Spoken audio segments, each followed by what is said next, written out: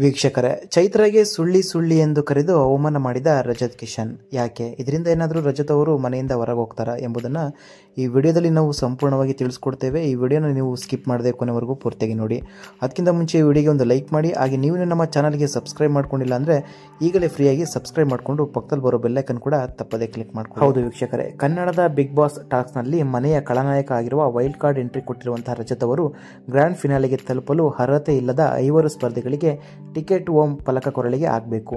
ಈಗಂತ ಪ್ರೋಮೋದಲ್ಲಿ big boss ಹೇಳುತ್ತಿದ್ದಂತೆ Rajat ಅವರು ಸಖತ್ ಖುಷಿಯಲ್ಲಿ ಡ್ಯಾನ್ಸ್ ಮಾಡುತ್ತಾ 5 ಸ್ಪರ್ಧಿಗಳ ಕೊರಳಿಗೆ ಟಿಕೆಟ್ ಹೋಮ್ ಫಲಕ ಹಾಕಿದ್ದಾರೆ. ಹನುಮಂತು, ಚೈತ್ರ, ಗೌತಮಿ, ಭವ್ಯಗೌಡ ಹಾಗೂ ಮೋಕ್ಷಿತಾ ಅವರಿಗೆ ರಜತ್ ಅವರು ಬೋರ್ಡನ್ನು ನೇತು ಹಾಕಿದ್ದಾರೆ.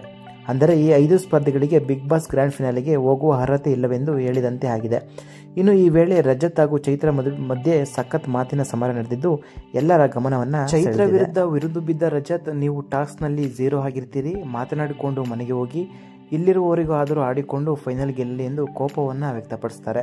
ಇದಕ್ಕೆ ಟಾಂಗ್ ಕೊಟ್ಟಂತಹ ಚೈತ್ರ, ಮೊದಲನೇ ದಿನವೇ ನೀವು ಬಿಗ್ ಬಾಸ್ ಮನೆಗೆ ಬಂದಿದ್ದರೆ 5 ದಿನಕ್ಕೆ ವಾಪಸ್ ಹೋಗ್ತಾ ಇದ್ರಿ, 50 ದಿನ ಕಳೆದ ಮೇಲೆ ಬಂದಿದ್ದೀರಿ, ಅದಕ್ಕೆ ನೀವು ಅದೃಷ್ಟ ಮಾಡಿದ್ದೀರಿ ಎಂದು ರಜತ್ ಅವರಿಗೆ ಚೈತ್ರ ಅವರು ಹೇಳ್ತಾರೆ.